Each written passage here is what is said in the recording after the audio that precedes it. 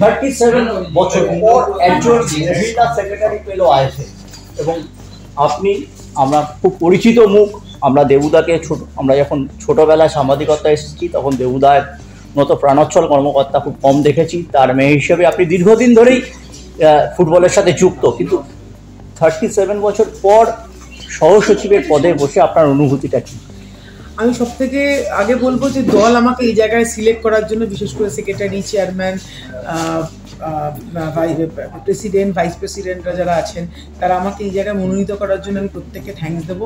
এছাড়া ময়দানে প্রচুর আছে যারা প্রচুর আমার পিতৃস্থানীয় যারা আছে, প্রত্যেকে আমার সাপোর্ট করেছে এবং প্রত্যেকে আমাকে সাদরে বলেছে তুই এগো, আমরা আছি, তোর সে যোগ্যতা আছে। আর আমার যোগ্যতা আছে কি না আছে সেটা আমার কাজ বলবে। আর তার থেকেও বড় ব্যাপার আমি বলতে পারি, আমি যখন খুব ছোটো ছিলাম তখন অনিমা পিসি ছিলেন, এবং ওনার মতো ডার্ক সাইডে মহিলা খুব কম ছিলেন। ওনার মতো জেদি ডার্ক সাইডে এবং পাওয়ারফুল মহিলা আমি খুব কম দেখেছি। আমি চেষ্টা করব যে ওনার যে ব্যাটনটা আমার হাতে আজকে এসে সেই ব্যাটনটা নিয়ে চলার জন্য।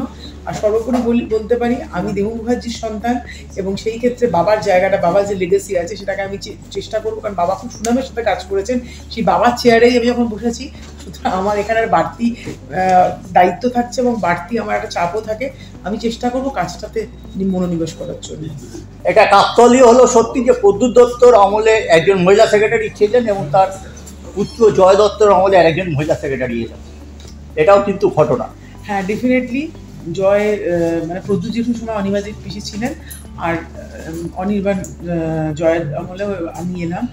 আশা করি আমাকে যে গুরু দায়িত্ব দেওয়া হয়েছে সহসচিব হিসাবে, আমি চেষ্টা করব সেটাকে ঠিক মতো বহন করার। কন্যাশ্রী কাপ বা দুটো ডিভিশন হচ্ছে, মহিলা ফুটবলের উন্নতির জন্য আপনার 3টে পরিকল্পনা।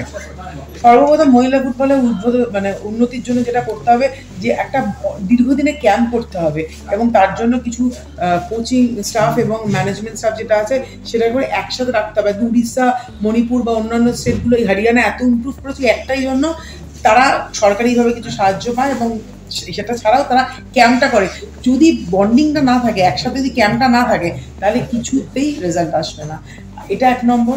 দ্বিতীয় নম্বর হচ্ছে উইমেন্স ফুটবল করার জন্য ছেলেদের সাথে সাথে মেয়েদেরও সেই সমান পরিমাণ জায়গাটা দিতে হবে, যে ছেলেদের সাথে মেয়েরা পার্থক্য না থাকে, সেই জায়গাটা আলাদা নয়, এবং সেটা একই জায়গা মানে যাতে হয়, মানে ছেলে এবং মেয়ে উভয় যেন মানে একটা সমতা থাকে দুজনের মধ্যে, যে ছেলেরা বেশি পাচ্ছে মেয়েরা কম পাচ্ছে, এই ব্যাপারটা না থাকে।